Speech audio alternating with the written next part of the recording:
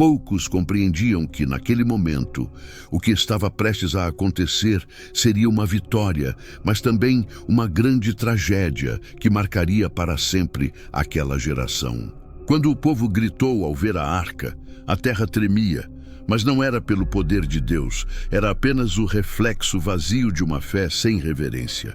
O que se aproximava era a morte de milhares, a queda do sacerdócio, a perda da arca e a partida da glória. E tudo isso começou com 2 sacerdotes corrompidos, um altar profanado e um povo que acreditava que poderia invocar a presença de Deus sem viver conforme sua vontade. Esta não é apenas a história de 2 homens que desonraram o sagrado, mas de como a glória de Deus pode se afastar de um lugar onde o fogo ainda arde, mas o coração já se apagou. Um lembrete silencioso de que o julgamento começa não com os inimigos, mas com os próprios líderes. E no meio disso há uma esperança, que mesmo quando tudo parece perdido, Deus ainda fala com aqueles dispostos a ouvir. Você já esteve perto do sagrado, mas distante de Deus? Compartilhe suas reflexões. Quero tremer na sua presença e permanecer firme até o fim. Esta história não foi contada para acusar, mas para despertar. Inscreva-se para não perder as próximas revelações ocultas nas Escrituras e compartilhe este vídeo com alguém que serve, mas deixou de temer. E isso aconteceu nos dias em que os juízes governavam Israel, quando ainda não havia rei, e cada um fazia o que parecia certo aos seus próprios olhos. Havia um levita chamado Caná, dos montes de Efraim, descendente de Zufi, que subia todos os anos com sua família até Siló, onde o tabernáculo do Senhor estava localizado. Ali, ministravam como sacerdotes do Altíssimo. Eli, sacerdote de Israel, tinha 2 filhos, Hofni e Finéias. Enquanto o povo oferecia suas ofertas ao Senhor, eles se entregavam à adoração de seus próprios desejos. Ana, uma mulher estéril, sentia um profundo sofrimento no coração, pois o Senhor havia fechado seu ventre. Apesar do amor de seu marido, ela chorava e não comia. Em sua angústia, Ana orou fervorosamente diante do Senhor, dizendo: Senhor dos exércitos, se olhares para minha aflição e lembrares de mim, e se me deres um filho, consagrarei ele ao Senhor todos os dias de sua vida, e nenhum mal virá sobre sua cabeça. A oração de Ana foi tão intensa que Eli, sentado ao lado da coluna do templo, pensou que ela estivesse embriagada. Ela, no entanto, explicou: Não, meu senhor, sou uma mulher angustiada. Derramei minha alma diante de Deus. Eli compreendeu e respondeu: Vá em paz, e que o Deus de Israel atenda ao seu pedido. Ana então voltou para sua casa com Caná, e como o Senhor havia lhe concedido o que pedira, ela deu à luz um filho, a quem chamou Samuel, dizendo: Porque pedi ao Senhor por ele. Quando o menino foi desmamado, Ana o levou a Siló, oferecendo como sacrifício 3 novilhos, um efa de farinha e um odre de vinho. Ao chegar, disse ao sacerdote Eli: Orei por esta criança, e o Senhor me concedeu o que pedi. Agora eu o dedico ao Senhor. Ele servirá a Deus por toda a sua vida. E ali, diante do Senhor, eles adoraram a Deus. Ana também fez para Samuel uma túnica nova a cada ano, que levava consigo quando subia para oferecer o sacrifício anual. Eli abençoou Ana, dizendo: Que o Senhor te dê mais filhos em lugar daquele que pediste ao Senhor. O Senhor visitou Ana, e ela concebeu mais 3 filhos e 2 filhas. Samuel, por sua vez, crescia diante de Deus. No entanto, a casa de Eli estava marcada pela corrupção. Seus filhos, Hofni e Finéias, eram homens perversos que não respeitavam ao Senhor. Eles desprezavam as ofertas de Deus e, antes de a gordura ser queimada no altar, os servos do sacerdote tomavam para si a carne oferecida pelos israelitas. Mesmo diante dessa injustiça, Eli não repreendeu seus filhos de forma eficaz, mas questionou-os, dizendo: Por que fazem isso? Estou ouvindo de todo o povo de Israel que o que vocês fazem é errado. Contudo, seus filhos não o ouviram, pois o Senhor havia decidido puni-los. Enquanto isso, o jovem Samuel continuava a crescer e era estimado tanto por Deus quanto pelos homens. Um homem de Deus se aproximou de Eli e lhe disse: "O Senhor diz que escolheu a sua casa para servir como sacerdote, mas vocês desonraram a Deus e exaltaram seus filhos. Por isso, o Senhor cortará o braço de sua casa. Não haverá mais velhos em sua família e seus descendentes morrerão jovens. O Senhor levantaria então um sacerdote fiel que cumpriria sua vontade com coração puro. Esse sacerdote permaneceria firme enquanto os descendentes de Eli se prostrariam diante dele. E o Senhor diz que o remanescente da casa de Eli, o que restar, virá pedir esmola para se alimentar." Enquanto isso, Samuel continuava a servir ao Senhor, e a palavra do Senhor era rara, pois não havia muitas visões naquele tempo. Porém, o Senhor não havia abandonado Israel e preparava em silêncio o cumprimento do seu propósito, que se daria devido ao julgamento de Deus sobre a casa de Eli. Tudo começaria na casa de Eli, e os dias sombrios de Siló pairavam como uma sombra sobre o tabernáculo, onde a lâmpada ainda queimava, mas com uma chama fraca. A corrupção dos sacerdotes e o abandono da santidade cobravam seu preço, como uma nuvem densa que obscurecia o lugar. O povo escolhido, enquanto Samuel crescia em obediência, aguardava a voz do Altíssimo, que em breve quebraria o silêncio sagrado com um chamado eterno, ressoando por todo o Israel. E ano após ano, o povo subia de suas cidades até Siló, para adorar o Senhor dos Exércitos e oferecer sacrifícios conforme a lei de Moisés. Caná, um homem devoto da cidade de Ramá, subia com sua esposa Ana, cujo coração estava marcado pela dor da esterilidade. Embora profundamente amada por seu marido, o Senhor a havia impedido de gerar filhos. A cada ano, ao chegar ao santuário, a aflição de Ana aumentava ao ver Penina, outra esposa de Eucana, que tinha filhos e filhas e constantemente a provocava, como se suas palavras dolorosas fossem flechas que perfuravam sua alma. Certo dia, depois de comerem e beberem em Siló, Ana se levantou e entrou sozinha no tabernáculo do Senhor, ali entre a coluna e o altar. Prostrada com amargura, orou com grande intensidade, chorando copiosamente. Sua voz não era ouvida, mas seus lábios se moviam, e ela fez um voto ao Senhor, dizendo: "Ó Senhor dos Exércitos, se olhar para a aflição do teu servo e lembrares de mim, não te esqueças de tua serva, mas me der um filho, e eu o consagrarei ao Senhor todos os dias de sua vida, e nenhuma navalha tocará a sua cabeça."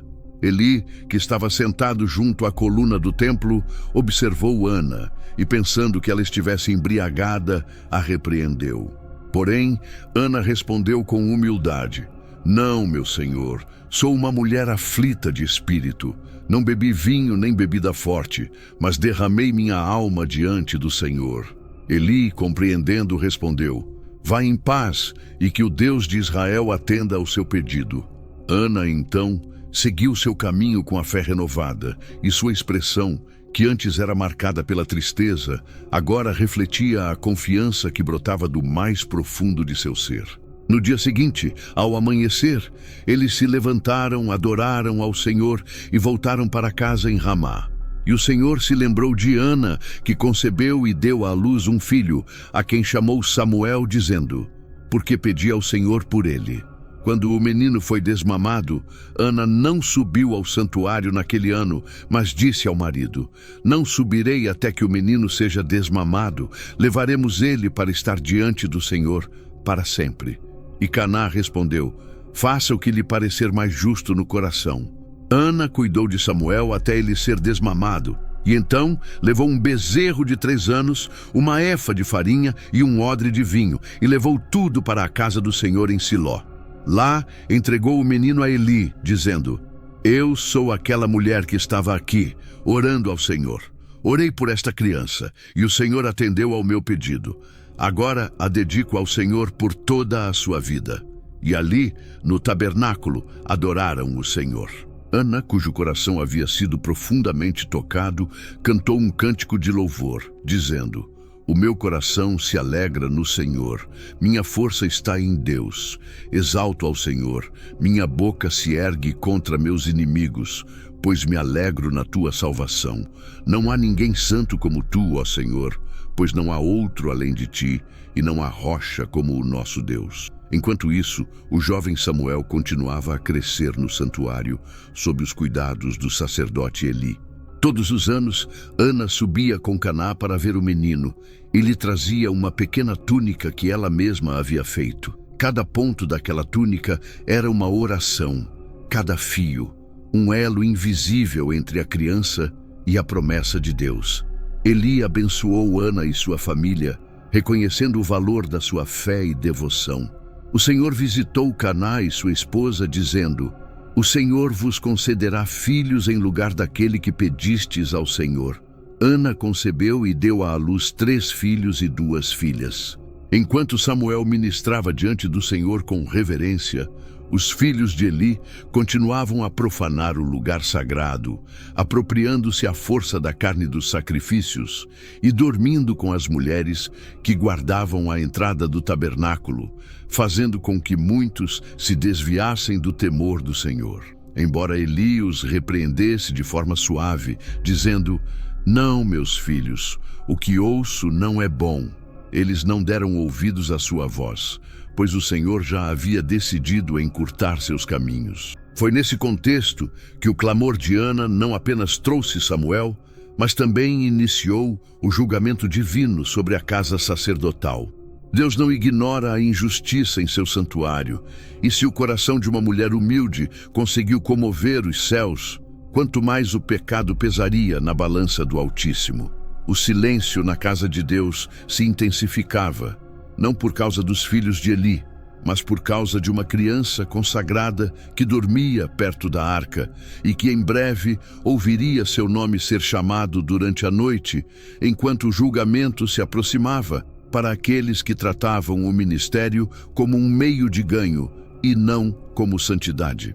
A lâmpada do Senhor ainda queimava no tabernáculo de Siló, fraca, mas acesa, pois a palavra de Deus estava prestes a ser derramada, não sobre os descendentes de Eli, mas sobre aquele que, com lágrimas e fé, havia sido pedido por uma mãe e dedicado a Deus. Naqueles dias, as visões eram raras em Israel e o povo vivia em letargia espiritual, sem direção ou verdadeiro temor.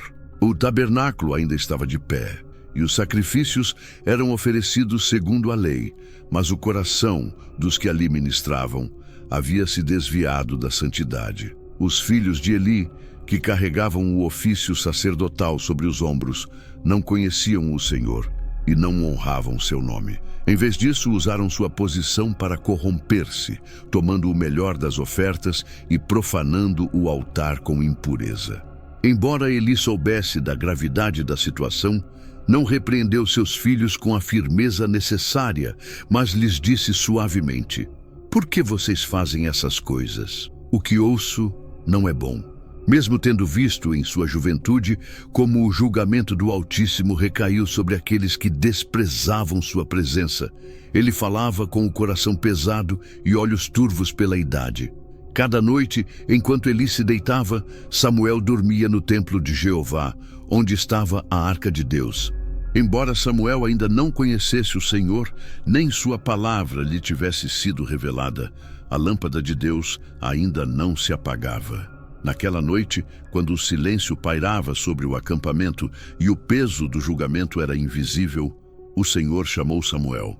Ele respondeu: Eis-me aqui, e correu até Eli, dizendo: Aqui estou, porque me chamaste. Eli respondeu: Eu não te chamei, volta e deita-te.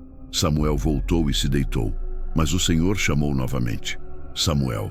Ele se levantou, foi até Eli e disse: Eis-me aqui, porque me chamaste. Eli respondeu novamente: Meu filho, eu não te chamei, volte e deite-se. Como Samuel ainda não conhecia o Senhor e a palavra de Deus não lhe havia sido revelada, o Senhor o chamou pela 3ª vez. Samuel levantou-se e foi até Eli, dizendo: Eis-me aqui. Nesse momento, Eli compreendeu que o Senhor estava chamando o jovem e disse-lhe: vai e deita-te, e se ele te chamar, dirás: fala, Senhor, porque o teu servo ouve. E Samuel foi, deitou-se em seu lugar, e o Senhor veio, se pôs em pé e o chamou: Samuel, Samuel.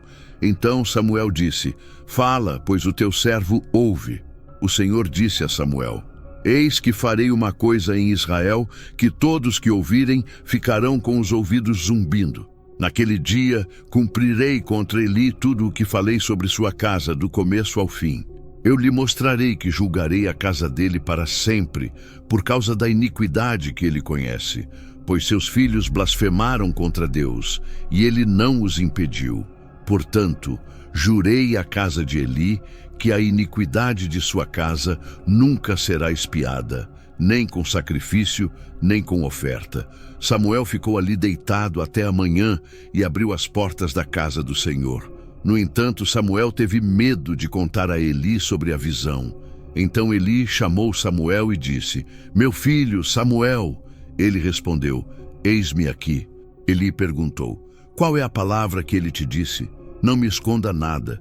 Que Deus te castigue, ainda mais se me esconderes algo do que ele te disse.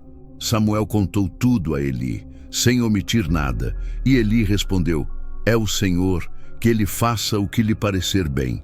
A partir daquele dia, o Senhor esteve com Samuel e não deixou cair nenhuma de suas palavras. Todas as palavras de Samuel foram aceitas em toda a terra. E todo Israel, desde Dan até Berseba, soube que Samuel era um profeta fiel do Senhor. O Senhor apareceu novamente em Siló e se revelou a Samuel ali por meio da palavra do Senhor. No entanto, a casa de Eli continuou sua jornada em direção ao julgamento, e os filhos de Belial, que ministravam diante da arca, continuaram a desonrar o santo nome de Deus. Eli, sabendo o que estava para acontecer, não agiu para corrigir a corrupção em sua casa. O povo, vendo o que acontecia, foi levado a tropeçar, e o temor do Senhor se dissipou como a névoa ao amanhecer. Enquanto o jovem Samuel crescia, não no prestígio dos homens, mas na intimidade com Deus, ouvindo sua voz e aprendendo a discernir entre o sagrado e o profano, entre o puro e o impuro, a paciência de Jeová, longa e misericordiosa, aguardava o momento em que o julgamento se cumpriria conforme sua palavra. A cada dia que passava, Eli permanecia sentado em sua cadeira, observando, sabendo, mas permanecendo em silêncio, porque seu coração, já endurecido pelo hábito e pelo medo, o impedia de encontrar forças para se libertar da iniquidade que emanava de seu próprio sangue. Assim, o sacerdote que fora chamado para guardar a santidade do templo tornou-se um símbolo de uma geração que honra com seus lábios, mas cujo coração está longe de Deus. O altar, que deveria arder com o fogo puro, agora testemunhava a corrupção daqueles que juravam em nome do Altíssimo sem temor ou reverência.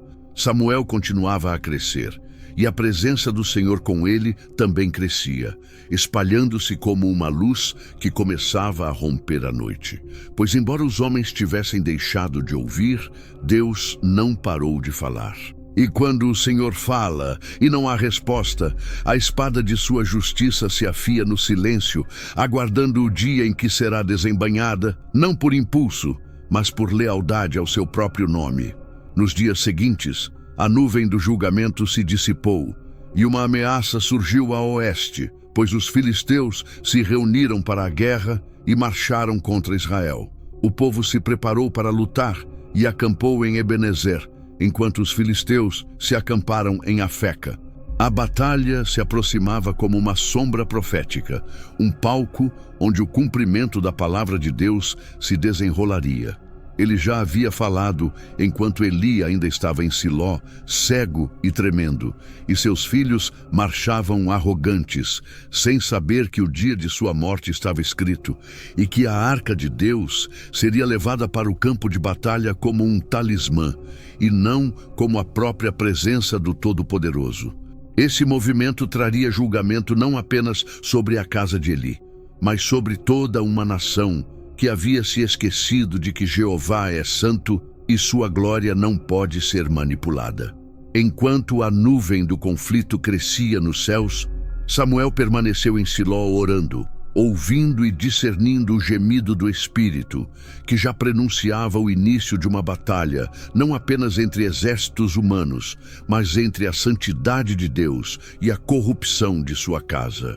Naqueles dias, os filisteus, antigos inimigos de Israel, levantaram novamente seu exército contra o povo da aliança. O medo tomou conta dos israelitas, que haviam se esquecido de buscar a face do Senhor.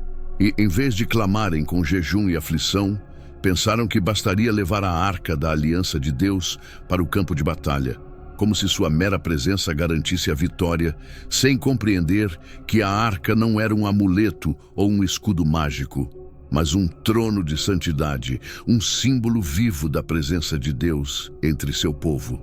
Eles enviaram mensageiros para trazer a arca de Siló, onde Hofni e Finéias, filhos de Eli, continuavam a ministrar corruptamente, sem temor ou arrependimento.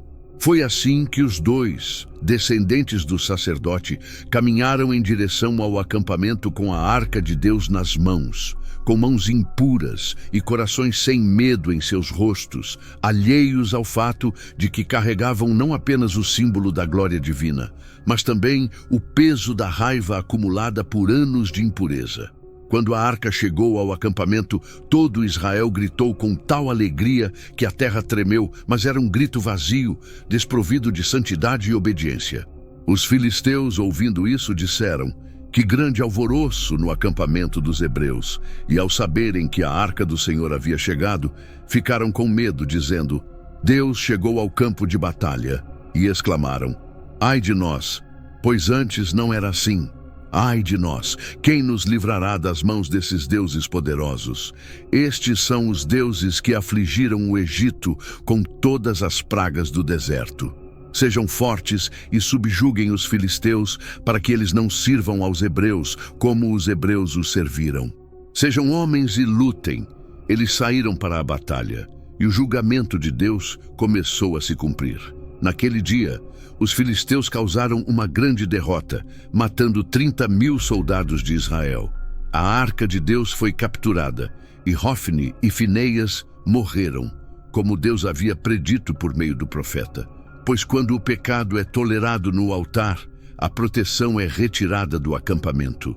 Um homem de Benjamim fugiu da batalha, e naquele mesmo dia foi a Siló com as roupas rasgadas e terra na cabeça. Quando chegou, Eli estava sentado em uma cadeira à beira da estrada, vigiando, porque seu coração tremia pela arca de Deus. Ao ouvir o alvoroço na cidade, Eli perguntou: "O que é toda essa confusão?" O homem correu e contou a Eli as notícias. Eli tinha 98 anos e seus olhos estavam escurecidos, impedindo-o de enxergar. O homem disse: "Venho do campo de batalha." E Eli perguntou: "O que aconteceu, meu filho?" O mensageiro respondeu: "Israel fugiu diante dos filisteus, e houve grande matança entre o povo. Seus 2 filhos, Hofni e Finéias, morreram, e a arca de Deus foi capturada." Quando Eli ouviu a menção da arca de Deus, ele caiu para trás da cadeira junto à porta, quebrou o pescoço e morreu, pois ele era um homem velho e corpulento que havia julgado Israel por 40 anos. Sua nora, a esposa de Finéias, estava grávida e prestes a dar à luz. Ao ouvir sobre a captura da arca de Deus e a morte de seu sogro, ela se inclinou para frente, entrou em trabalho de parto e deu à luz, pois as dores a acometeram. Enquanto ela estava morrendo, aqueles que estavam com ela disseram: "Não tenha medo, pois você deu à luz um filho." Mas ela não respondeu nem prestou atenção e chamou a criança Icabode, dizendo: "A glória de Israel se foi, porque a arca de Deus foi capturada, e por causa da morte de seu sogro e de seu marido." Ela repetiu: "A glória de Israel se foi, pois a arca de Deus foi capturada." Naquele dia, não apenas os filhos de Eli morreram, mas também toda uma geração que havia depositado sua confiança na aparência externa, acreditando que ela bastaria sem a obediência interior. O escândalo de Hofni e Finéias não residia apenas em seu pecado oculto, mas também na audácia de usarem o nome de Deus enquanto desonravam seu altar. Foi por causa deles que a arca foi capturada e a glória se foi. Enquanto Israel chorava pela derrota, os filisteus celebraram a vitória, sem saber que não era o poder humano que haviam conquistado, mas o santo julgamento de Deus sobre seu próprio povo. Assim começou um período de trevas na terra, onde o símbolo mais sagrado havia sido entregue ao inimigo. Quando os ministros se corrompem, não há mais ninguém entre eles para lamentar. Quando a presença de Deus se retira, o povo se torna vulnerável, não por falta de poder divino, mas por causa de um excesso de pecado não confrontado.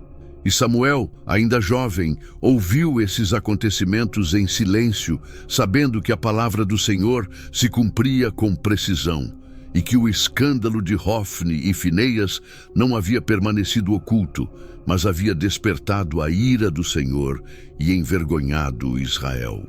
Enquanto os corpos eram sepultados e os gritos cessavam, a arca, que antes fora carregada com orgulho, agora era prisioneira em terra pagã. Assim começou o julgamento não apenas da casa de Eli, mas também dos falsos deuses que ousaram se levantar na presença do Altíssimo, sem saber que nenhum trono pode resistir à glória de Deus. Enquanto os filisteus levavam a arca para seu templo, a voz do profeta começou a se elevar, pois Deus não havia terminado de falar e ainda tinha um propósito para seu povo. E aconteceu que, depois de derrotarem Israel na batalha de Aeque, os filisteus levaram o pacto de Jeová em triunfo, como despojo de guerra, de Ebenezer a Asdod, uma de suas 5 cidades principais, e a colocaram no templo de Dagon, seu deus, ao lado da imagem esculpida daquele ídolo, como se a arca do Deus vivo pudesse ser humilhada ao lado de uma estátua feita por mãos humanas. No dia seguinte, quando os sacerdotes e adoradores de Dagon entraram no templo, encontraram a imagem de Dagon prostrada com o rosto em terra diante da arca do Senhor. Eles a colocaram de volta em seu lugar. Mas no dia seguinte, ao amanhecer, encontraram Dagon prostrado novamente diante da arca, e desta vez sua cabeça e mãos foram decepadas acima do limiar. Apenas seu torso permanecia. Por isso, nem os sacerdotes de Dagon, nem aqueles que entravam no templo, pisaram mais no limiar, pois perceberam que o poder que carregavam como troféu não era nada comparado ao poder de Deus. A ira do Senhor pesou sobre Asdod e seus arredores, afligindo-os com tumores. Quando os homens de Asdod perceberam isso, disseram: "A arca do Deus de Israel não deve ficar aqui conosco, pois sua mão está sobre nós e sobre Dagon, nosso Deus." Eles enviaram mensageiros para os governantes filisteus, que decidiram transferir a arca para Gate. Quando a arca chegou a Gate, a mão do Senhor também pesou sobre essa cidade, causando grande medo e aflição entre seus habitantes, atingindo tanto jovens quanto idosos com tumores. Então eles a enviaram para Ecrom. Quando a arca chegou em Ecrom, o povo clamou: "Trouxeram a arca do Deus de Israel para nos matar, a nós e ao nosso povo." Os príncipes dos filisteus se reuniram e decidiram devolver a arca ao seu lugar para que ela não os destruísse a todos, pois a mão de Deus tornou-se extremamente pesada, e houve morte e confusão em todas as cidades para onde a arca foi levada. Os homens que não morreram foram acometidos por tumores, e o clamor das cidades subiu aos céus, pois a presença do Deus de Israel, mesmo estando em terra estrangeira, não podia ser contida ou manipulada por uma nação ímpia. Enquanto isso, em Israel reinava o silêncio em Siló, pois o tabernáculo fora despojado de sua glória, e o povo, humilhado pela derrota e de luto pela perda, ainda não sabia que o julgamento de Deus se estendia além de suas fronteiras, para mostrar que ele ainda era rei, mesmo quando seu povo lhe era infiel. Em meio a esse silêncio, o jovem Samuel permaneceu na presença de Deus. Ele dormia ao lado da arca antes que ela fosse retirada e havia testemunhado a voz do Senhor. Embora a arca não estivesse mais fisicamente em Siló, a voz de Deus continuava a falar com ele. Jeová se revelou a Samuel por meio de palavras contínuas, porque embora o símbolo da presença divina tivesse sido removido, a comunhão com ele não havia sido interrompida. Samuel, separado desde o ventre materno pela fé de sua mãe, crescia não apenas em estatura, mas também em discernimento, no temor de Deus, na santidade e no conhecimento do coração do Senhor. Ele se tornou um profeta renomado de Dan a Berseba, não porque se proclamasse como tal, mas porque Deus não deixou cair nenhuma de suas palavras. E esse contraste marcou o novo mover de Deus, pois enquanto Hofni e Finéias receberam o sacerdócio como uma herança carnal, Samuel o viveu como obediência ao Espírito de Deus. Enquanto o escândalo dos filhos de Eli profanava o nome do Altíssimo, a pureza de Samuel preparava o caminho para a restauração da presença de Deus. 7 meses se passaram enquanto a arca esteve na terra dos filisteus. 7 meses de provação, vergonha e terror. Então, os filisteus decidiram devolver a arca, não como um gesto de honra, mas por desespero. Convocaram seus sacerdotes e adivinhos e disseram: "O que faremos com a arca do Senhor? Digam-nos como devemos prepará-la para que possamos devolvê-la ao seu lugar." Eles responderam: "Se vocês enviarem a arca do Deus de Israel, não a enviem vazia, mas façam uma oferta pela culpa, e então serão curados. Assim, saberão por que não foram curados. Retirem a mão dele de vocês." Eles perguntaram: "Que oferta devemos dar?" E a resposta foi: 5 tumores de ouro e 5 ratos de ouro, de acordo com o número dos governantes filisteus. Tomaram uma caixa e colocaram as figuras dentro dela. Em seguida, trouxeram a arca e a colocaram em uma carroça nova, junto com 2 vacas que haviam parido e que nunca haviam sido usadas. Elas foram atreladas ao jugo da carroça, e os bezerros foram trancados em casa. Se as vacas seguissem diretamente para Bet-Semes, saberiam que a mão do Senhor havia cometido aquele mal. E assim fizeram isso. As vacas seguiram pelo caminho em direção a Bet-Semes, sem desviar para a direita ou para a esquerda. Elas continuaram a gemer, enquanto os príncipes dos filisteus as perseguiam até a fronteira de Bet-Semes. Os homens daquela cidade estavam ceifando trigo no vale, e ao levantar os olhos viram a arca e se alegraram. Quando a carroça chegou ao campo de Josué, em Bet-Semes, ela parou ali. Eles ofereceram holocaustos ao Senhor e devolveram a arca ao povo. Mas alguns homens olharam dentro da arca, o que não era permitido, e morreram. O povo clamou: "Quem pode permanecer diante do Senhor, o Deus Santo?" Enviaram mensageiros a Quiriate-Jearim para que a tomassem. Assim, a arca foi retirada, mas não retornou a Siló, pois o tabernáculo havia sido desprezado e o sacerdócio de Eli rejeitado. E embora a arca tivesse retornado, a glória já não repousava sobre o lugar como antes. Samuel continuou a crescer, julgando Israel com justiça e palavra verdadeira, enquanto a história de Hofni e Finéias era lembrada como um aviso. Eles haviam desprezado a santidade e profanado o lugar onde habitava a presença de Deus. Pois não basta estar perto da arca se o coração não for consagrado. Embora muitos estivessem perto do altar, apenas Samuel ouviu o chamado. Ele sabia que o verdadeiro poder não residia no objeto sagrado, mas na obediência à voz que habita dentro dele. Enquanto a nação tentava compreender o que havia perdido, Os filisteus reconheciam o peso do Deus que não podia ser alvo de zombaria. No coração do jovem Samuel, que foi invocado em oração, a palavra que restauraria o temor do Senhor entre o povo se fortaleceu. Quando a arca foi trazida para Quiriate Jearim, após o julgamento sobre a terra dos filisteus, os homens daquela cidade a colocaram na casa de Abinadab, na colina, e consagraram Eleazar, seu filho, para guardar a arca do Senhor.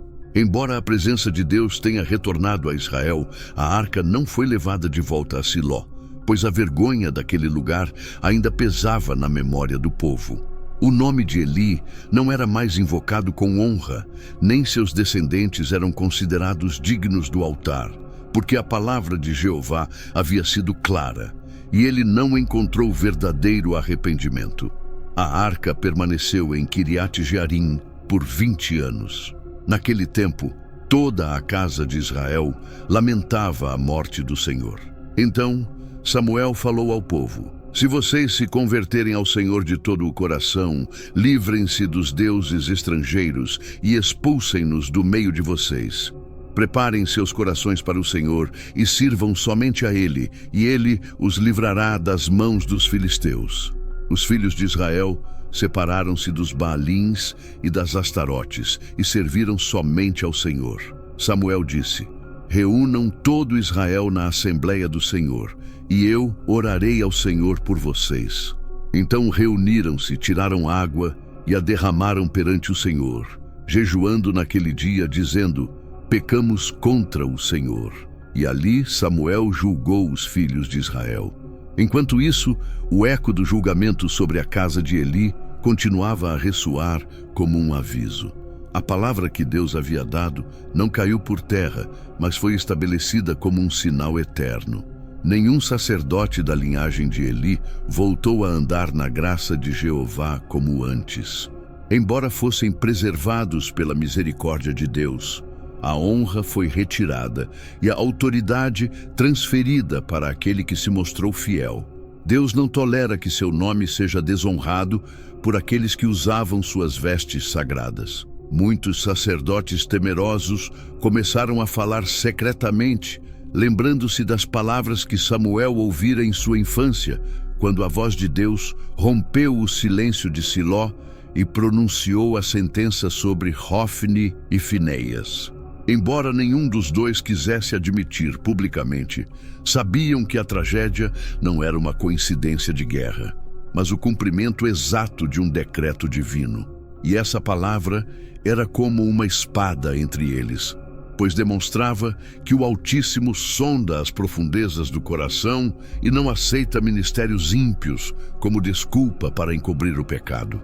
Naqueles dias, muitos levitas ficaram perturbados, e alguns se lembraram dos tempos antigos, quando o fogo caía do céu nos dias de Arão, Nadab e Abiú, que foram consumidos por oferecer fogo estranho. Sabiam que o que aconteceu com Hofni e Finéias nada mais era do que uma repetição daquela provação, pois a santidade de Deus não muda e sua justiça não envelhece. Até os mais velhos temiam que sua linhagem fosse exterminada, pois em segredo cada um examinava seu coração e se perguntava se teria permitido em sua casa o que Eli havia permitido. Eles se perguntaram se também teriam honrado seus filhos mais do que a Deus. Embora a palavra não tenha sido dita abertamente, o peso desse julgamento era inegável. Pairava sobre a classe sacerdotal como uma nuvem escura. A voz de Samuel, embora ainda jovem, era ouvida como a firme palavra do Altíssimo. Não havia cidade alguma de Dan a Berseba que não tremesse ao se lembrar do que Jeová havia feito.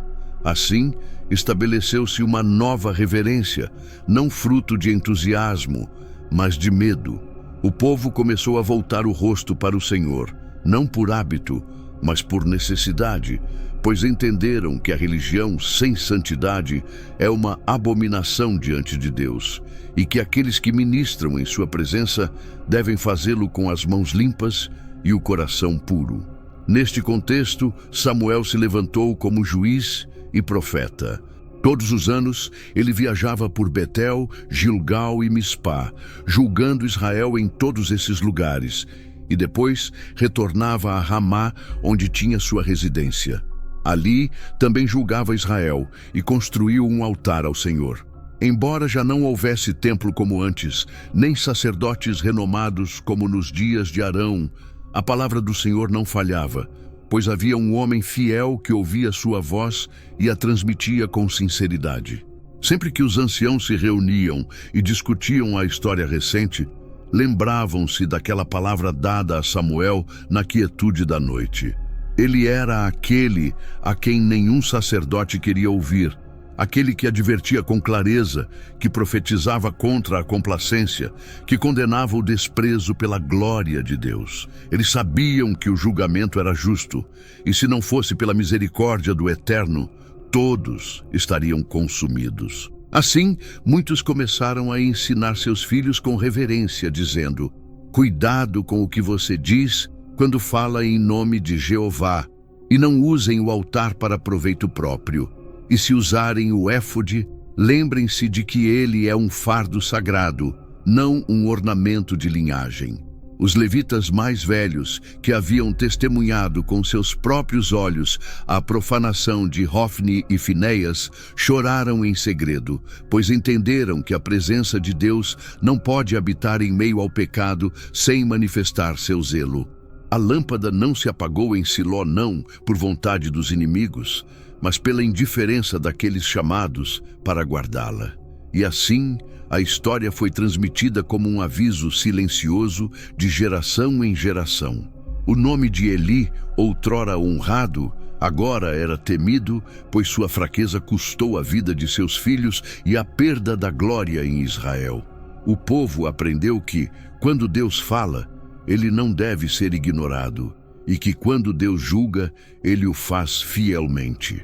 Embora muitos tenham se recusado a ouvi-lo em seu tempo, a palavra permaneceu escrita para que todos que a lessem, tremessem e aprendessem que Jeová é um Deus zeloso, que não dará sua glória a outro, nem honrará os ímpios. Samuel continuou a ministrar com justiça, e o povo prosperou sob sua liderança. Embora as feridas da provação ainda estivessem frescas, a obediência começou a florescer como chuva em terra seca. A memória de Hofni e Finéias permaneceu como uma marca indelével na história sagrada, como um aviso vivo para todos que um dia se aproximassem do altar do Senhor.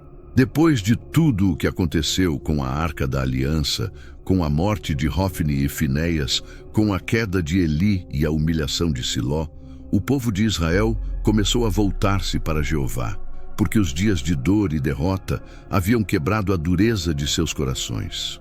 Embora a glória tivesse partido por um tempo, o anseio pela reconciliação crescia como uma brasa ardente em meio às cinzas do julgamento. Por 20 anos, a arca permaneceu em Kiriat Jearim, sob a guarda do filho de Abinadab, Eleazar, na casa de Abinadab, a quem haviam consagrado para guardar a arca do Senhor. Durante todo esse tempo, foi um período de luto para Israel, que chorou por Jeová, pois embora sua presença tivesse sido restaurada, o acesso não era como antes, e o altar de Siló jazia sem a glória que outrora a adornava.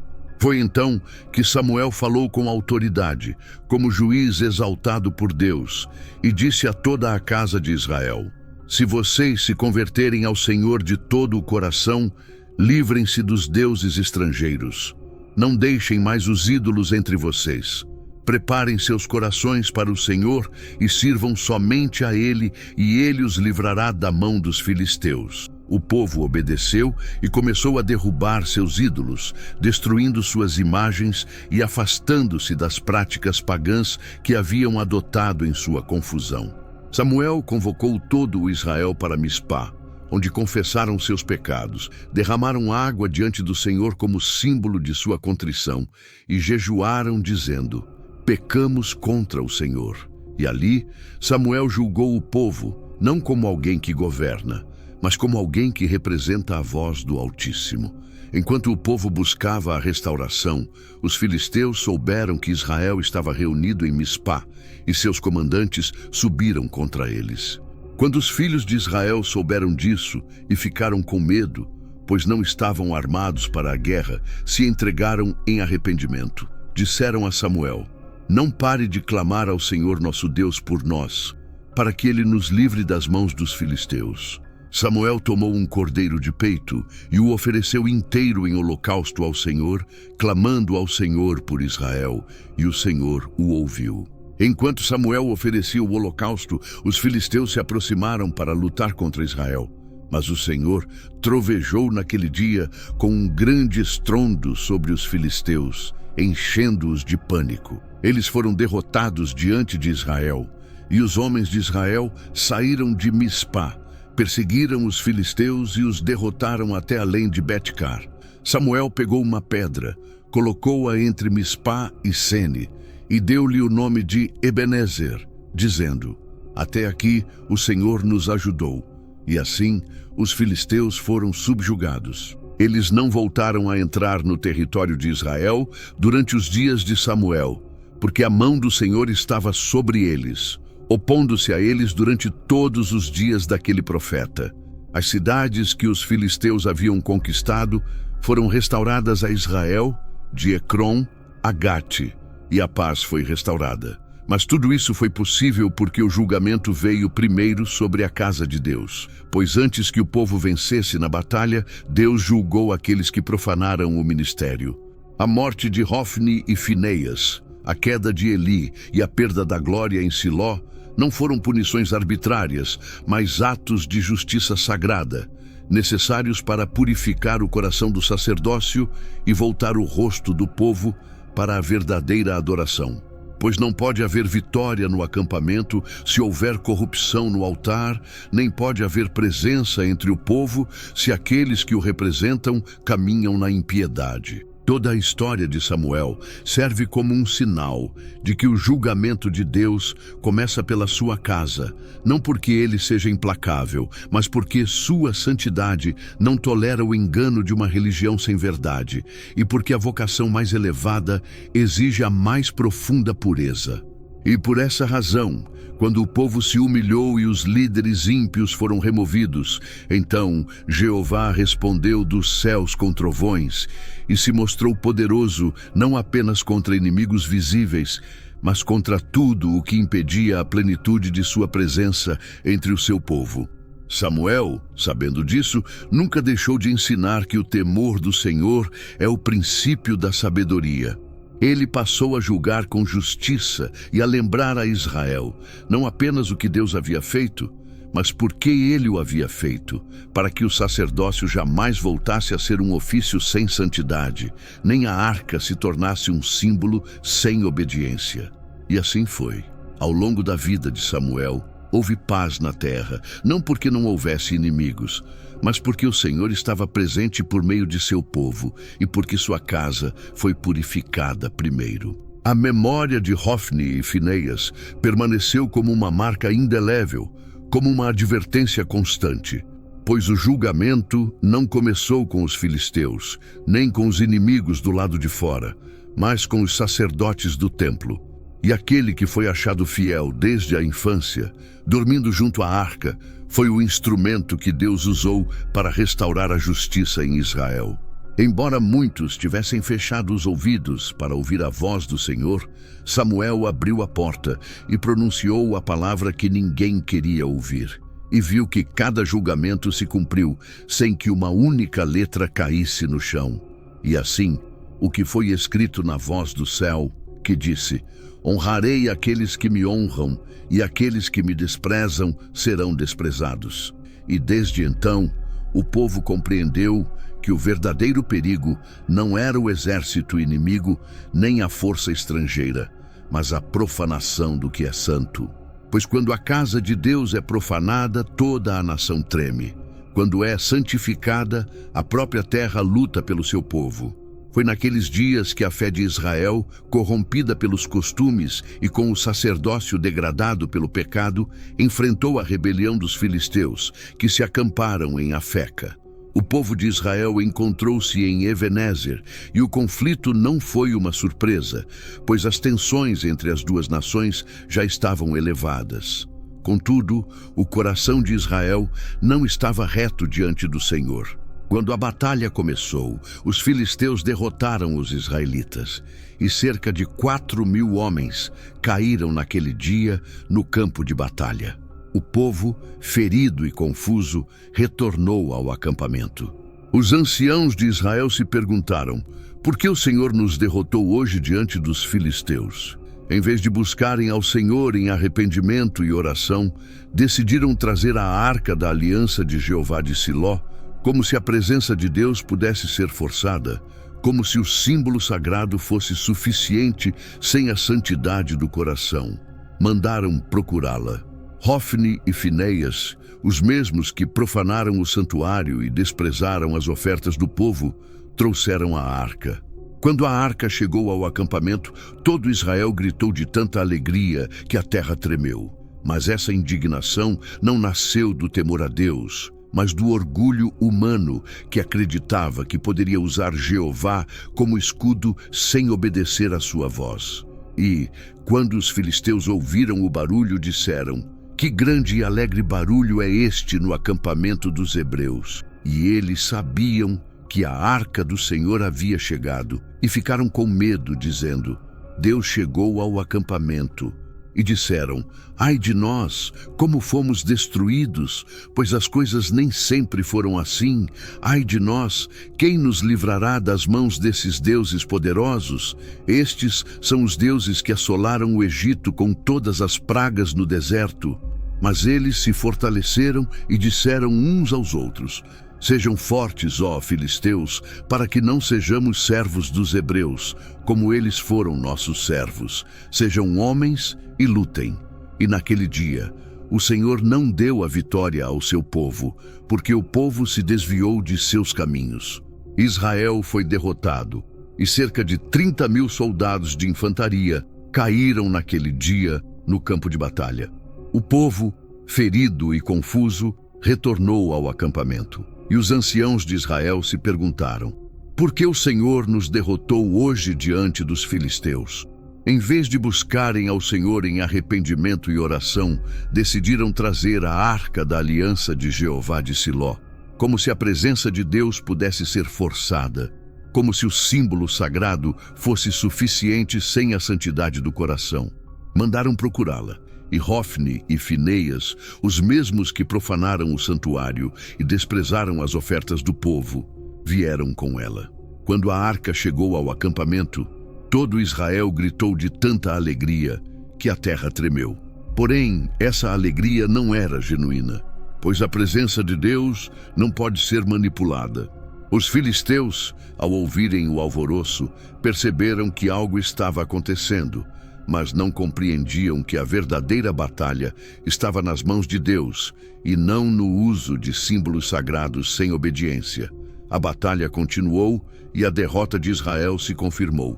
Quando a notícia chegou a Siló por meio de um homem de Benjamim, correndo com as roupas rasgadas e sujeira na cabeça, Eli estava sentado em uma cadeira à beira da estrada, esperando com o coração trêmulo pela arca de Deus. Quando o homem entrou na cidade e deu a notícia, todo o povo gritou.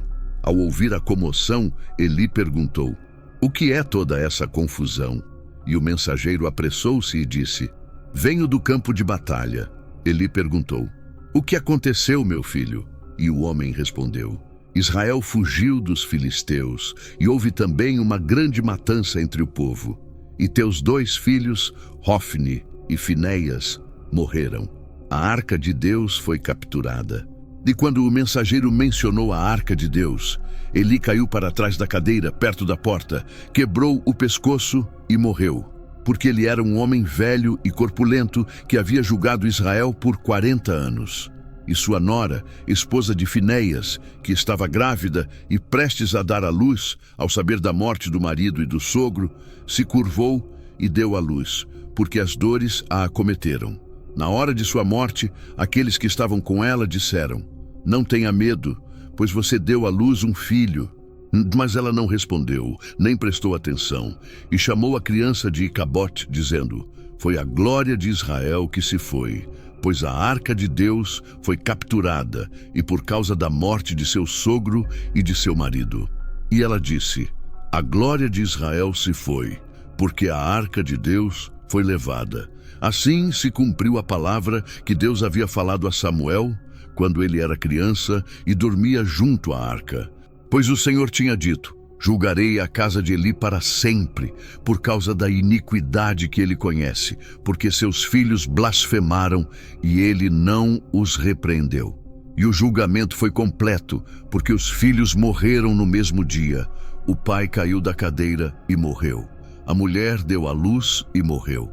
A glória foi tirada de Israel, e não porque os filisteus fossem mais fortes, mas porque o pecado dentro da casa de Deus havia atingido seu ápice. E Jeová não pode ser zombado. E embora a arca da aliança tenha sido tomada, o trono de Deus não foi destruído, pois a santidade do Altíssimo não está ligada a um objeto, mas à sua vontade eterna. Os filisteus levaram a arca como um troféu, sem saber que o que haviam capturado não era um símbolo humano, mas o próprio lugar onde habita a glória de Deus. E o juízo que começou com a casa de Eli não terminou em Israel, mas agora continuou, porque ninguém pode tocar na presença de Deus e ficar impune. A ameaça se estendeu até os filisteus, porque ninguém pode tocar na presença de Deus e ficar impune. E enquanto Israel chorava, Samuel permaneceu em silêncio, sua alma dilacerada pelo que sabia que estava por vir. Os inimigos do povo estavam começando a experimentar o peso do poder divino. Pois a glória não é um ornamento, nem a arca uma relíquia, mas um testemunho vivo do Deus dos exércitos, santo, temível, justo e verdadeiro. E assim, enquanto em Siló o vazio era palpável e o eco do julgamento ressoava entre as ruínas do altar profanado, a história avançava com a certeza de que aquele que julga seu povo não deixará impunes aqueles que se levantam contra a sua santidade. E a captura da arca, longe de ser a derrota final, foi uma preparação para que o mundo soubesse que Jeová não precisa de exércitos para demonstrar seu poder e que sua glória não pode ser contida por mãos ímpias. Enquanto Icabote crescia como símbolo do luto de uma nação, Samuel se fortalecia como instrumento do próximo passo de Deus. O clamor por redenção começava a brotar das cinzas da desobediência, porque embora a glória tivesse partido, a aliança de Jeová ainda estava em vigor, e seu propósito não havia sido cancelado, mas santificado pelo fogo do juízo. E assim como está escrito que o juízo começaria pela casa de Deus, também se cumpriu a profecia de que quando sua presença é desprezada, a glória se afasta silenciosamente, não como um vento forte que quebra montanhas, nem como um trovão que sacode a terra, mas como o último suspiro de uma lâmpada que se apaga por falta de óleo.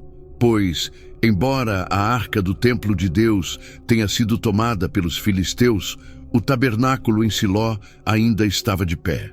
Ele permaneceu de pé, mas a glória já não habitava ali. E o nome de Icabote foi dado como testemunho eterno dessa perda. Para a mulher de Finéias, ao dar à luz e morrer em dor, ela pronunciou aquela frase que ecoaria por gerações, dizendo: ela se foi, a glória de Israel, pois a arca de Deus foi tomada. E aquele menino, nascido entre a morte de seu pai e a queda de seu avô, foi marcado com um nome que não falava de esperança, mas de ausência.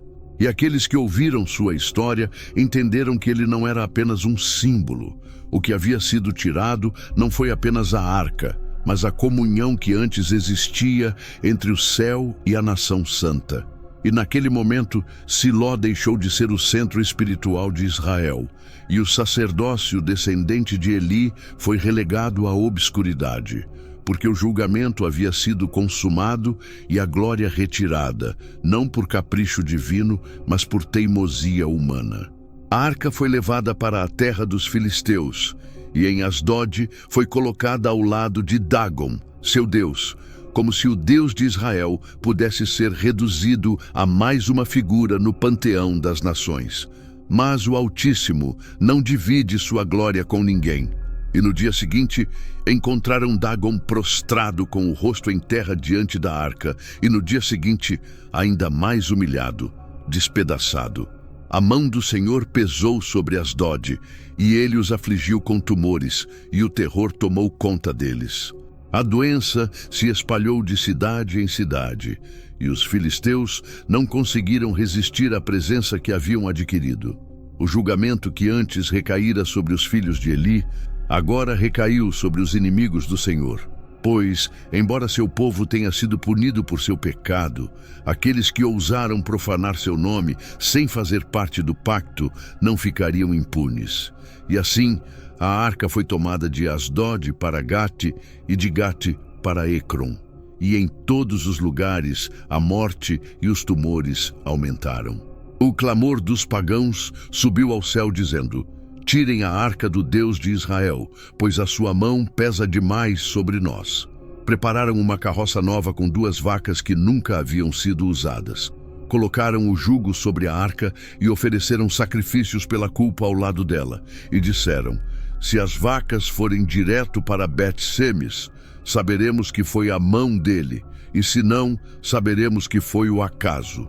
E as vacas caminharam em frente, sem virar para a direita nem para a esquerda, porque Jeová mostrou que seu julgamento não foi acidental, mas obra de sua justiça. Quando os israelitas de Bet-Semes viram a arca, alegraram-se e ofereceram holocaustos, mas alguns olharam para dentro da arca, o que não lhes dizia respeito. Isso não foi permitido, e Jeová os feriu, porque embora a glória tivesse retornado, o povo ainda não havia compreendido a reverência devida à sua santidade. E clamaram dizendo: quem pode permanecer diante dele, Jeová, este Deus santo? Então enviaram mensageiros a Quiriate-Jearim para levá-la. E assim ela foi colocada na casa de Abinadab. E consagraram Eleazar, seu filho, para guardá-la. E ali ela permaneceu muitos anos, longe do tabernáculo, longe do altar que fora profanado, porque a glória não retorna onde não há reverência. Enquanto isso, Samuel, que desde a infância dormia ao lado da arca e ouvia a voz de Deus, quando todos os outros estavam em silêncio, continuou a crescer em graça diante de Deus e dos homens. Ele julgou Israel com equidade e ensinou ao povo o caminho certo. Pois embora a glória visível tivesse desaparecido, a voz de Deus ainda falava por meio do profeta. E esse foi o novo movimento do Altíssimo, não baseado em rituais vazios, mas na obediência vivida. O povo começou a temer a Jeová e a abandonar seus ídolos, porque entenderam que o Deus que os havia deixado cair, Eli e seus filhos, também podiam destruir nações inteiras. E ainda assim, ele lhes havia demonstrado misericórdia. E dessa compreensão surgiu um novo tipo de adoração, não baseada na herança sacerdotal, mas em humildade, não em status religioso, mas em temor reverente. E embora Icabode fosse lembrado como símbolo de perda, Samuel era visto como esperança, porque a palavra viva de Deus habitava nele, e portanto sua voz restaurou as cidades. Os juízes foram guiados pela justiça e os sacrifícios começaram a ser oferecidos com pureza, porque o povo já não confiava no símbolo, mas na verdade do Deus do símbolo. E a glória que havia partido não partiu para sempre, mas para purificar, ensinar e renovar. O julgamento que começou com a casa de Eli foi o fogo que preparava o caminho para uma revelação maior. Pois chegariam dias em que o tabernáculo não estaria preso a Siló, nem a arca a uma tenda, mas o coração obediente seria uma morada sagrada, e o espírito quebrantado seria um altar aceitável. A palavra que fora desprezada em Eli seria amada e obedecida nos dias de Samuel, e assim por diante. Israel começou a entender que a obediência é melhor do que o sacrifício e que um ouvido atento é melhor do que a gordura dos carneiros e que não há glória sem santidade, nem presença sem verdade. Pois o Deus que se afasta por causa do pecado também retorna com ternura quando há arrependimento genuíno. Enquanto a cidade continuava seu processo de restauração, a memória de Siló permaneceu como um aviso solene, assim como uma testemunha silenciosa do que acontece quando o altar é tomado por mãos ímpias. E Samuel, fiel à sua vocação, continuou a ouvir a voz de Jeová, porque, embora muitos já não vissem a glória como antes, o Espírito falava. E aqueles que temiam o seu nome sabiam que nem tudo estava perdido, que o Deus que julga também restaura e que a glória, embora tivesse desaparecido, não se extinguira.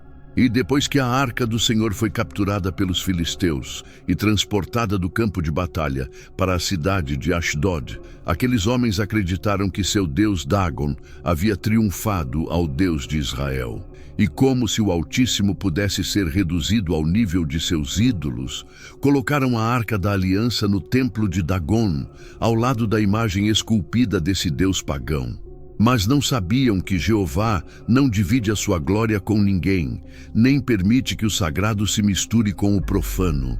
E aconteceu que no dia seguinte, quando os asdoditas se levantaram cedo e entraram no templo, encontraram Dagon prostrado com o rosto em terra diante da arca do Senhor. Eles o tomaram e o colocaram de volta em seu lugar, sem entenderem que não era mais o seu Deus que governava em Asdod, mas o julgamento do Deus vivo, que havia descido à terra dos inimigos do seu povo. E no dia seguinte, quando entraram novamente, eis que Dagon havia caído mais uma vez diante da arca do Senhor. Mas desta vez, a sua cabeça e as palmas das suas mãos foram cortadas acima da soleira. Só restou o tronco.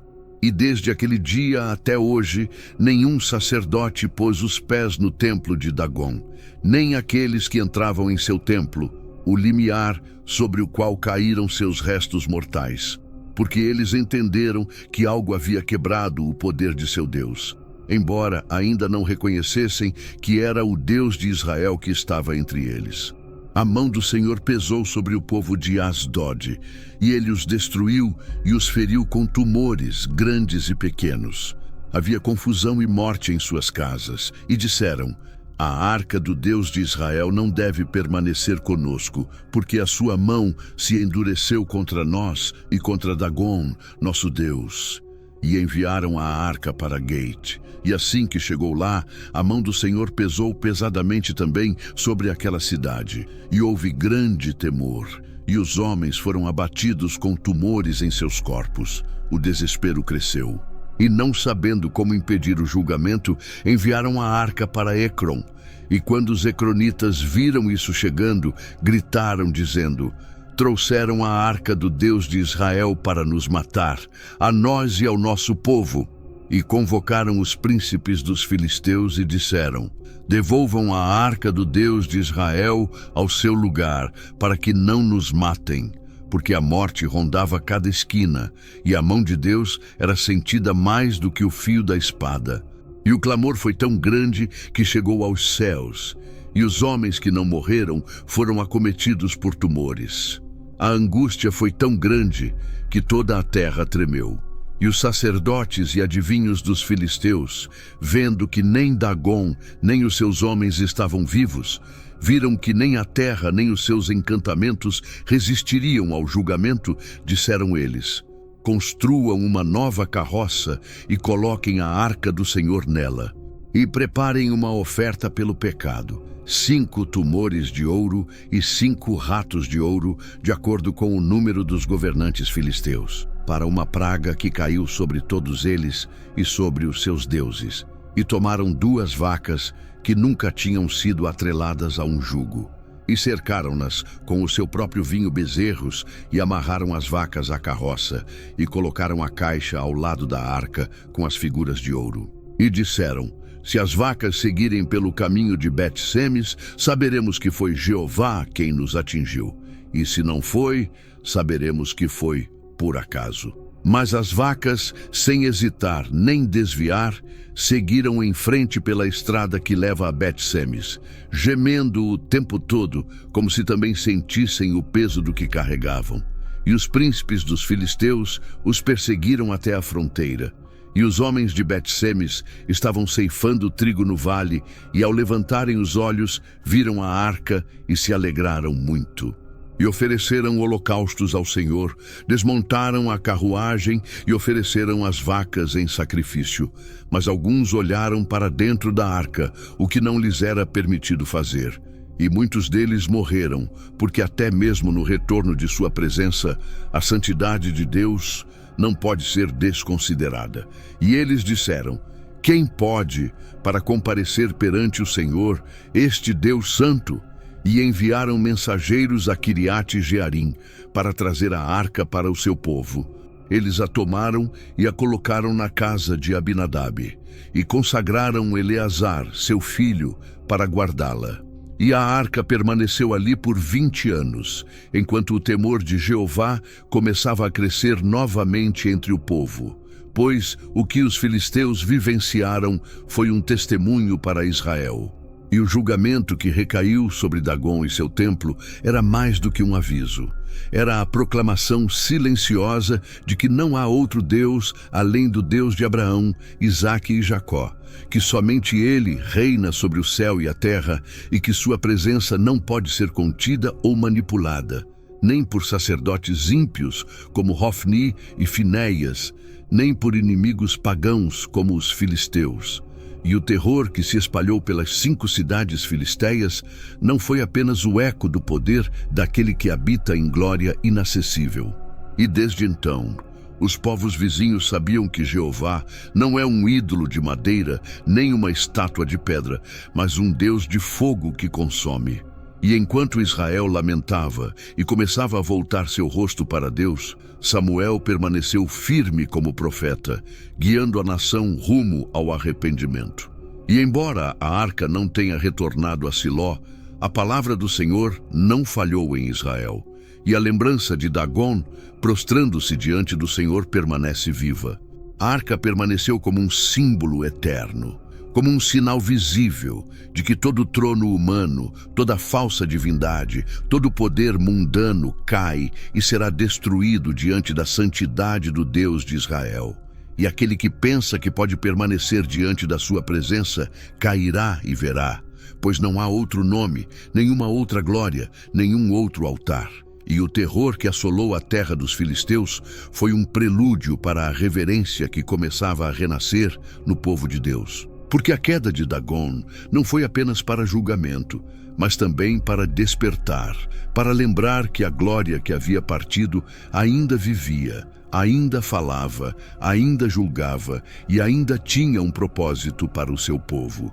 E os anos se passaram, e a arca da aliança permaneceu na casa de Abinadab, em Quiriate-Jearim, e Eleazar, seu filho, a guardou, pois havia sido consagrada. Todo o Israel pranteou após a perda do Senhor, pois a lembrança da glória que havia partido ainda doía como uma ferida aberta. E o povo que havia conhecido o poder de Deus nos dias de Moisés e Josué, e tinha ouvido as histórias de libertação e julgamento, agora começava a entender que nem a tradição, nem o nome de Israel eram suficientes se não houvesse obediência. E corações voltados para o céu com clamor genuíno, não como aqueles que buscam bênçãos temporárias, mas como aqueles que sabem que, sem sua presença, nada faz sentido. E Samuel, que desde a sua juventude ouvira a voz do Senhor em Siló, permaneceu fiel durante todos esses anos, viajando de cidade em cidade, julgando com justiça e ensinando a lei, exortando com a verdade, e vendo nos rostos das pessoas a mistura de dor e esperança, porque sabiam que tinham pecado e que o único caminho para a restauração era retornar ao Deus que os havia escolhido. E foi então que Samuel disse a toda a casa de Israel: Se vocês se converterem ao Senhor de todo o coração, livrem-se dos deuses estrangeiros e eliminem de vocês os astarotes e preparem seus corações para o Senhor, e somente para Ele. Sirvam-no, e Ele os livrará das mãos dos filisteus. E o povo obedeceu, e começaram a destruir seus ídolos, a derrubar os estranhos altares que haviam erguido em dias de confusão e serviam somente ao Senhor. E Samuel disse: reúnam todo o Israel em Mispa, e eu orarei para vós ao Senhor. E eles se reuniram, tiraram água e a derramaram perante o Senhor, como símbolo de quebrantamento, e jejuaram naquele dia e disseram: pecamos contra o Senhor. E Samuel julgou os filhos de Israel em Mispa, não com condenação, mas com justiça. Pois onde há verdadeiro arrependimento, Deus se inclina dos céus. Enquanto o povo clamava, os filisteus ouviram que Israel estava reunido, e seus comandantes subiram para atacá-los. E os filhos de Israel ficaram com medo e disseram a Samuel: não pare de clamar ao Senhor nosso Deus por nós, para que ele nos livre das mãos dos filisteus. E Samuel tomou um cordeiro de peito e o ofereceu inteiro em holocausto ao Senhor, e clamou com grande voz. E o Senhor o ouviu, porque a sua oração não provinha de lábios ímpios, mas de um coração puro. Enquanto Samuel estava oferecendo o sacrifício, os filisteus se aproximavam, mas o Senhor trovejou naquele dia. Com um grande estrondo sobre eles, os confundiu, e foram derrotados diante de Israel. E os homens de Israel saíram de Mispa, perseguiram-nos e os derrotaram até além de Betcar. Samuel pegou uma pedra e a colocou entre Mispa e Sem, e chamou-a de Ebenezer, dizendo: até aqui o Senhor nos ajudou. E a paz foi restaurada. E as cidades que haviam sido tomadas pelos filisteus foram repelidas e não invadiram novamente durante os dias de Samuel. E a mão do Senhor estava com ele contra os filisteus todos aqueles dias, porque o arrependimento trouxe restauração e a obediência abriu os portões para a proteção do céu. A partir de então, Israel entendeu que não eram as armas que traziam a vitória, não apenas a arca, mas o coração entregue ao santo. E Samuel continuou julgando Israel todos os dias da sua vida. E todos os anos ele percorria Betel, Gilgal, Nispa e retornava a Ramá, onde tinha sua casa. E ali também construiu um altar para Jeová e ensinou a lei. E os anciãos o ouviam como a voz de Deus no meio do povo, porque em suas palavras não havia corrupção nem mentiras, e o povo tornou-se mais forte. E as crianças cresceram ouvindo histórias, não apenas de julgamentos, mas também de misericórdia. Pois o Deus que havia punido Hofni e Finéias, e que havia derrubado Dagon, também ouviu o clamor de um povo humilhado. E em cada altar restaurado, em cada família purificada, em cada idolatria destruída, surgiu uma nova geração que não conhecia a Jeová apenas por ouvir dizer, mas estava começando a andar com medo. E assim, enquanto Samuel viveu, a justiça reinou, não por imposição, mas pelo exemplo. E a restauração foi evidente, porque o povo já não confiava em forças externas, mas na presença viva do Deus que perdoa. E a lembrança dos dias em que a glória se foi ainda estava viva, mas agora não como uma ferida, mas como uma memória sagrada que manteve os corações em humildade. E os sacerdotes, agora com grande tremor, cumpriram seu serviço sem arrogância, cientes de que seu ministério era importante. Não se tratava de uma herança de sangue, mas de um chamado divino, e se eles não vivessem em santidade, o mesmo cajado que caiu sobre Eli poderia se erguer novamente. E em meio a essa restauração, Samuel continuou a orar, ensinando, caminhando entre o povo, carregando nos ombros não o éfode de linho, mas o fardo do povo que estava à sua frente. E a sua voz foi ouvida, não porque ele clamou, mas porque ele falou a verdade. E a terra teve descanso porque o céu foi ouvido. E a glória, embora ainda não se manifestasse como antes, começava a aparecer nos rostos restaurados, nas famílias consagradas, em altares em chamas, não por costume, mas pelo verdadeiro fogo. Pois, quando o povo se arrepende, o Deus dos céus desce e habita em vocês. E quando alguém clama com sinceridade, o trono responde. E quando seu nome é honrado, ele luta pelos seus. E assim, Israel foi restaurado. Um povo que se destacou, não por seus próprios méritos, mas pela graça concedida após sua queda.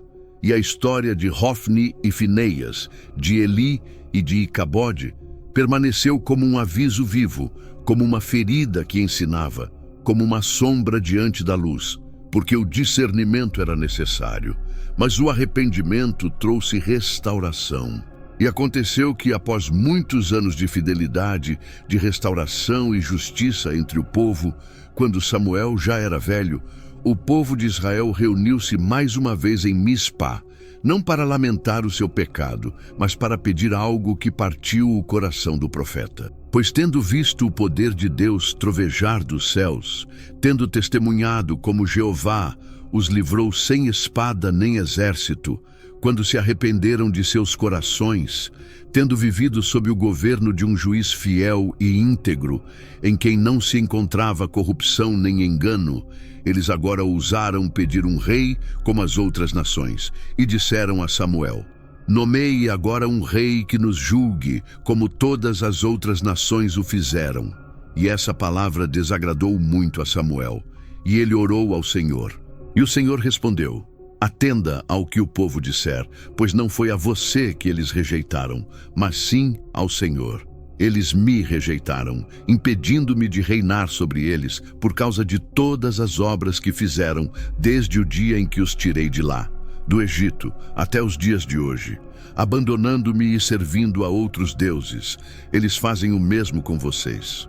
E Samuel retornou ao povo com o coração ferido, não por sua própria honra, mas pela dor de ver como a memória do julgamento e o arrependimento começaram a se dissipar em seus corações, como se eles não se lembrassem mais do dia em que o Senhor trovejou dos céus e os salvou sem a necessidade de um rei e lhes falou com firmeza. Ele disse-lhes: este será o direito do rei que reinará sobre vocês. Ele tomará seus filhos e ele colocará homens em seus carros e entre seus cavaleiros, e os fará correr à frente de seu carro, e nomeará para si comandantes de 1000 e chefes de 50, e ele levará suas filhas para serem perfumistas, cozinheiras e padeiros, e ele tomará o melhor dos seus campos e vinhas, e dará aos seus servos os dízimos de suas sementes e vinhas, e ele os fará seus servos, e vocês clamarão a ele. Naquele dia, por causa do rei que vocês escolheram, o Senhor não lhes responderá. E, no entanto, mesmo assim, o povo recusou-se a ouvir a voz de Samuel e disse: não, mas teremos um rei sobre nós e também seremos como todas as nações. E Samuel, com lágrimas escondidas, despediu o povo e retornou a Ramá, sabendo que, embora o Senhor atendesse ao pedido deles, seu coração não estava decidido a isso, e o tempo passou. Então Jeová revelou a ele que deveria ungir um homem da tribo de Benjamim, chamado Saul, a quem ele encontraria enquanto procurava os jumentos de seu pai. E Samuel o ungiu secretamente como príncipe sobre sua herança.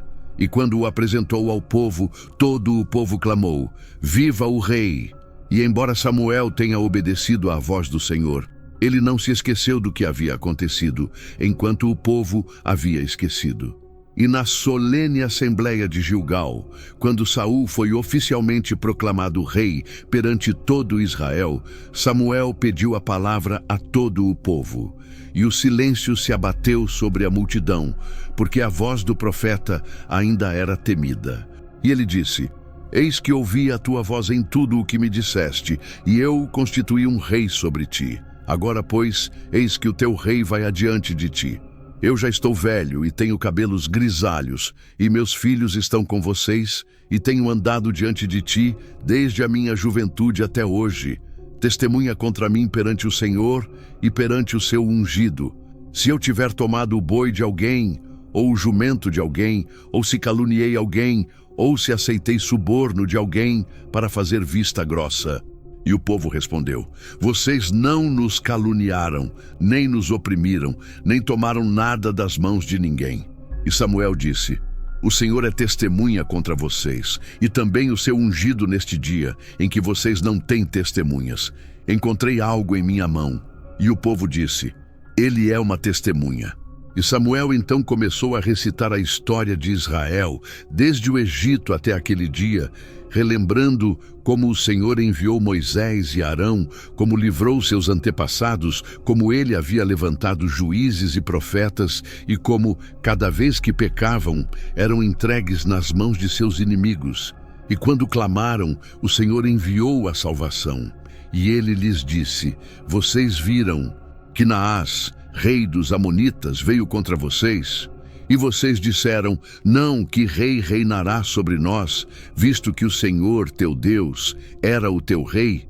E então, para que eles soubessem que seu pedido não estava correto, disse Samuel: agora fiquem em guarda, e vejam esta grande coisa que o Senhor fará diante dos seus olhos.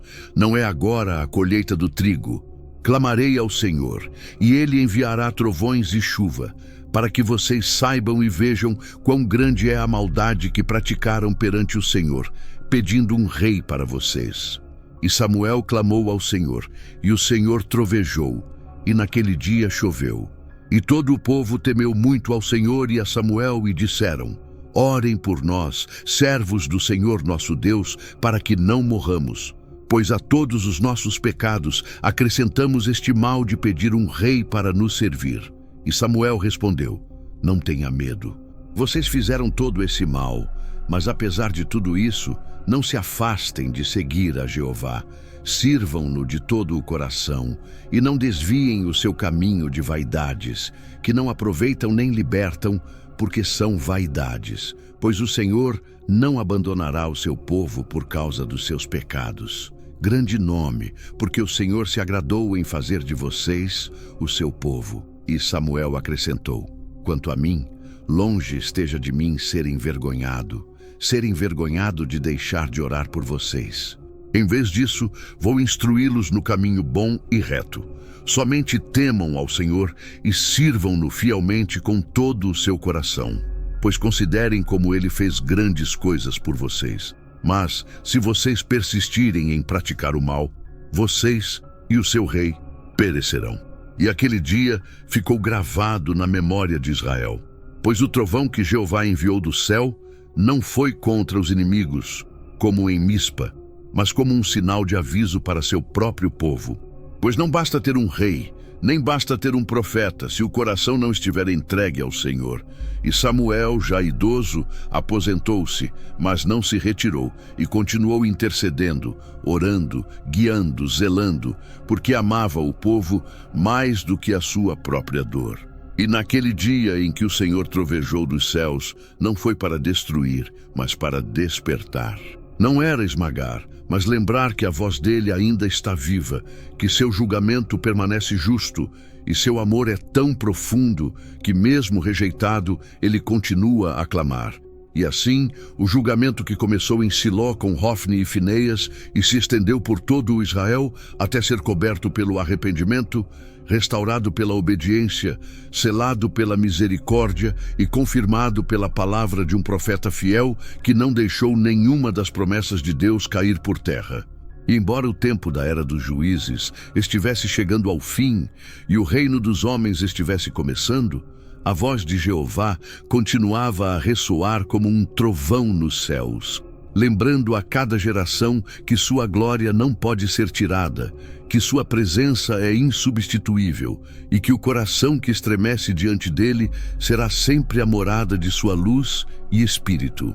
E assim, o nome de Hofni e o nome de Fineias foram escritos não como um registro dos justos, mas como marcas indeléveis nas páginas mais obscuras do sacerdócio de Israel. Não porque o lugar que ocupavam fosse importante, mas sim o que faziam com esse lugar. Não era o manto que vestiam, mas o que escondiam debaixo dele. Pois a história não os lembra por suas ofertas ou suas orações, mas por terem profanado o fogo sagrado enquanto seguravam em suas mãos aquilo que não temiam em seus corações. Pois eles caminhavam entre o altar e a arca sem tremer, não porque fossem puros, mas por causa de sua consciência adormecida. E essa escuridão os conduziu à morte, e a queda arrastou consigo o julgamento sobre a casa de seu pai, deixando o tabernáculo de Siló sem glória e sem direção para toda a nação. E, no entanto, no eco de sua ruína, permaneceu uma mensagem tão eterna quanto as promessas de Deus. O lugar não santifica o homem, mas sim é o seu coração que deve santificar o lugar. Pois não basta estar perto dos santos se a alma permanecer distante. O fogo do altar não se consome por proximidade, mas por reverência. E o julgamento não começou com os filisteus, mas dentro da tenda da congregação, quando aqueles que deveriam zelar pela pureza espiritual de Israel resolveram enriquecer-se, explorar e profanar o que era sagrado. E não foi sua morte no campo de batalha que selou seu destino, mas sim a vida que viveram antes de morrerem, os anos de desonra, de indiferença, de desprezo pela presença, porque ninguém cai em um dia se não estiver cego há anos. E foi no silêncio de um templo, no quarto escuro, que seu destino foi selado. E foi no sonho de seu pai, Eli, que o julgamento foi atrasado sem ser corrigido. E é por isso que a lâmpada se apagou em Siló, não em Israel, não por falta de óleo, mas por excesso de indiferença. Mas em meio a tudo isso, Deus não deixou o povo sem testemunha e chamou Samuel, instruindo-o na quietude. Ele falou quando ninguém estava ouvindo, julgou quando ninguém esperava justiça e restaurou quando tudo parecia perdido. Porque, embora os nomes de Jofne e Fineias permanecessem como um sinal de alerta, o nome de Jeová continuou a ser invocado por aqueles que tremem diante de sua palavra. E ainda hoje, essa história ressoa como uma chama que adverte e clama por um despertar, porque não se trata de roupas ou linhagem, mas da verdade no íntimo do ser, da pureza no segredo, do temor reverencial que produz obediência e não meras aparências. E a voz que se retirou continua a ensinar que sua presença não pode habitar onde é profanada. E a voz que falou com Samuel, ele continua a falar hoje àqueles que estão próximos do sagrado, mas longe da ruptura. E a pergunta permanece: o quê? O que farás com o lugar que te foi confiado? Como podes andar entre os homens enquanto afirmas representar o céu? Você não sabe que o Deus que fez Dagon cair e fez os filisteus tremerem com a sua mera presença é aquele que observa o coração do adorador? E talvez, sem perceber, você também esteja carregando a arca com mãos que não foram purificadas ou que ministram em lugares que seu coração já não honra. E se algo ficou claro, a história de Jofni e Fineias mostra que a queda não começa com a espada, mas sim com a morte silenciosa, com o desprezo pela santidade de Deus. Portanto, se você sentiu que a presença dele se afastou, se o fogo já não arde como antes, se o altar já não te comove, regressa mais cedo. Que seja tarde, porque ainda há tempo, porque a sua voz ainda chama, porque ainda há misericórdia se o coração tremer, pois, embora a glória tenha partido de Siló, ela falou novamente em Ramá. E não foi com trovões, mas com fidelidade, com oração, com obediência, com verdade. E talvez seja isso que o Senhor espera de você hoje também. Não outro templo, não outra túnica, mas um novo coração, entregue, verdadeiro. Pois os nomes dos filhos de Eli não foram apagados da história, mas sim registrados para que você e eu aprendamos a não repeti-la. Essa história tocou sua alma? Comente abaixo com respeito. Não quero carregar o fardo sem medo. É assim que saberemos que ainda existem aqueles que honram a presença de Deus em seu interior. Inscreva-se para seguir. Descubra os avisos e as esperanças escondidas na palavra e compartilhe este vídeo com alguém que está perto do altar, mas precisa voltar ao templo